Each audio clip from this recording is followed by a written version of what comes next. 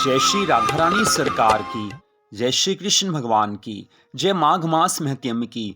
माघ मास महत्यम के 14वें अध्याय की परम सुंदर कथा आज हम आपको सुनाने जा रहे हैं। माघ मास का ये समय है और इस माघ मास में हम भगवान की भक्ति करते हैं, भगवान के नामों का जाप करते हैं, अपने मन को किसी भी तरह भगवान के चरणों में लगाते हैं तो उसका फल अनंत गुना होकर प्राप्त होता है।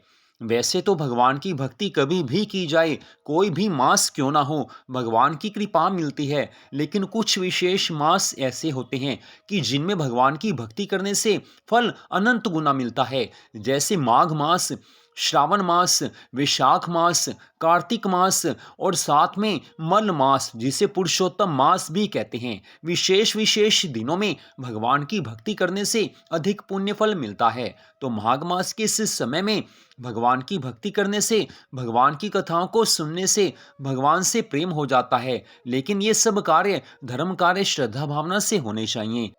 तो माघ मास महत्यम के 14वें अध्याय की कथा इस प्रकार है।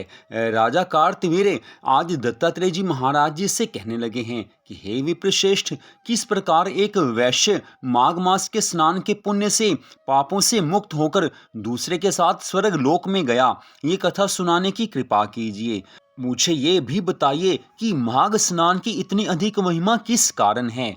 तब दत्तात्रेय जी महाराज कहने लगे हैं कि जल स्वभाव से ही उज्जवल, निर्मल और शुद्ध, मलनाशक और पापों को धोने वाला होता है। जल सब प्राणियों का पालन पोषण करने वाला है, ऐसा वेदों ने कहा है।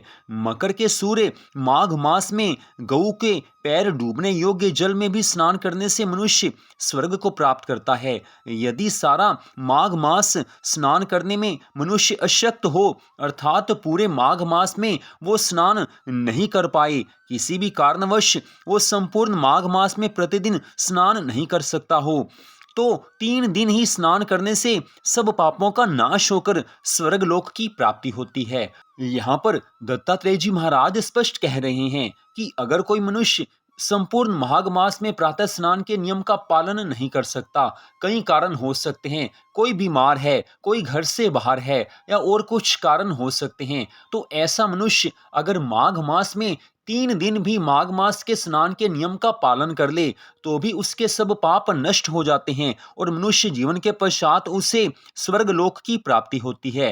वैसे ये उन लोगों के लिए बताया गया है जो पूरे माघ मास में स्नान नहीं कर सकते, लेकिन जो पूरे माघ मास में स्नान कर सकते हैं उन्हें प्रतिदिन स्नान अवश्य करना चाहिए। दत्तात्रेय जी महाराज आगे की कथा का वर्णन करते हुए कहने लगे हैं कि हे राजन, चाहे कोई दीन हो तो भी वो थोड़ा सा दान करे तो भी वह धनी और दीर्घायु होता है। अर्थात माघ मास में अपनी शक्ति के अनुसार कुछ न कुछ दान अवश्य करना चाहिए। 5 दिन स्नान करने से चंद्रमा के सदृश मनुष्य शोभायमान होता है। इसलिए अपना शुभ चाहने वालों को माघ मास में बाहर स्नान करना चाहिए। लेकिन जो मनुष्य घर से बाहर स्नान नहीं कर सकते, वो घर में रहकर नियमों के अनुसार स्नान करें तो भी भगवान की पूरी कृपा मिलती है। अब माघ में स्नान करने वालों के नियम कहता हूँ, इसे ध्यान से सुनो। अधिक भोजन का उपयोग नहीं करना चाहिए। माघ मास में जिसने व्रत का पालन करना है उसे अधिक मात्रा में भोजन नहीं करना चाहिए। भूमि पर शयन करना चाहिए, अर्थात भूमि पर शयन करना चाहिए, सोना चाहिए। भगवान की तीनों समय पूजा करनी चाहिए। ईंधन, वस्त्र, कंबल, जूता, कुमकुम, घी, तेल, कपास, रुई, वस्त्र तथा अन्न का दान विद्वान ब्राह्मण को या जरूरतमंद व्यक्ति को अवश्य देना चाहिए। दान देने से धर्म की वृद्धि होती है, भगवान की कृपा मिलती है। दान देने से धन की वृद्धि होती है। माघ मास में दूसरे की अग्नि नहीं तापनी चाहिए। मास के अंत में ब्राह्मणों को भोजन करवाना चाहिए, उनको पर्याप्त दक्षिणा देनी चाहिए तथा एकादशी के नियम से माघ स्नान का उद्यापन करें। भगवान से प्रार्थना करें कि हे प्रभु, हे देव देवेश्वर, माघ मास के इस स्नान का मुझे यथोक्त फल अवश्य दीजिए। अर्थात भगवान से प्रार्थना करनी है कि हे प्रभु, माघ मास का स्नान मैंने अपनी श्रद्धा अनुसार किया है, कुछ कमी रह गई हो तो उस कमी को आप अपने आप दूर कर दीजिए और मेरे माघ मास के स्नान का मुझे अवश्य फल दीजिए। इस तरह से भगवान से प्रार्थना करनी है।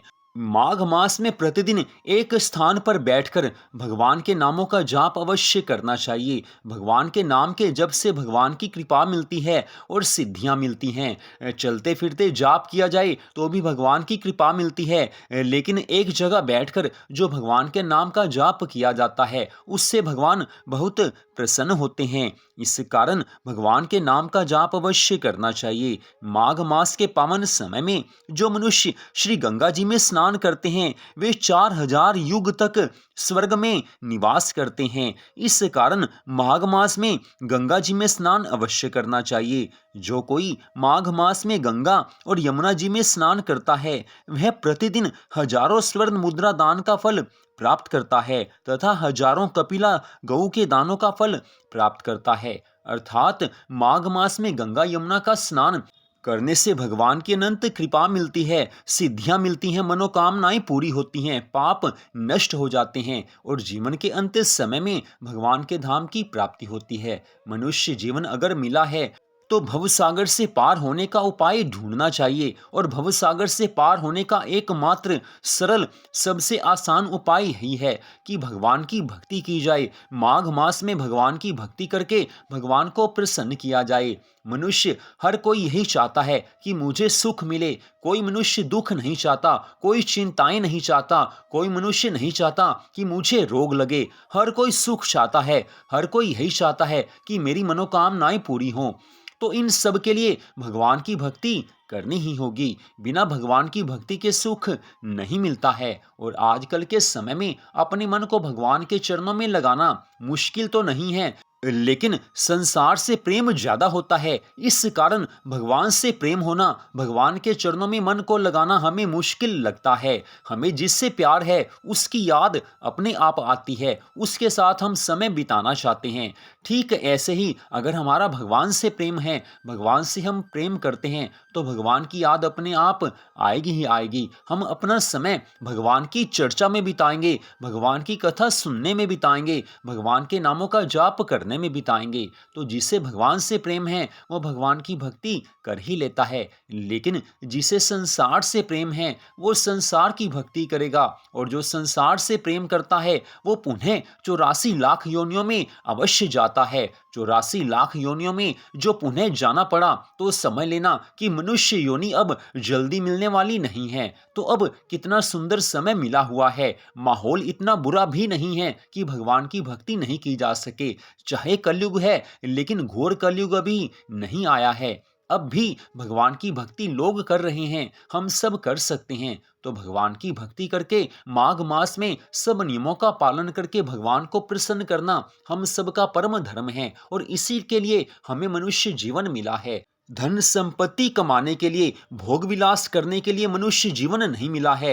ये तो मनुष्य योनि में अपने आप सब कुछ चलता रहता है, लेकिन मनुष्य योनि इसलिए मिली है कि भगवान की प्राप्ति करके बार बार जो हम 84 लाख योनियों में भटकते हैं उससे सदा के लिए छुटकारा मिल जाए और हमें भगवान के धाम में सदा के लिए स्थान मिल जाए। तो भगवान की भक्ति कीजिए, भगवान की कृपा मिलेगी। आज की इस कथा को आपने सुना, आप सबका हार्दिक धन्यवाद। जय श्री राधा रानी सरकार की, जय श्री कृष्ण भगवान की, जय माघ मास महत्यम की, जय सदगुरुदेव श्री बंसी वाले महाराज की। जय जय श्री राधे, जय जय श्री राधे, जय जय श्री राधे श्याम।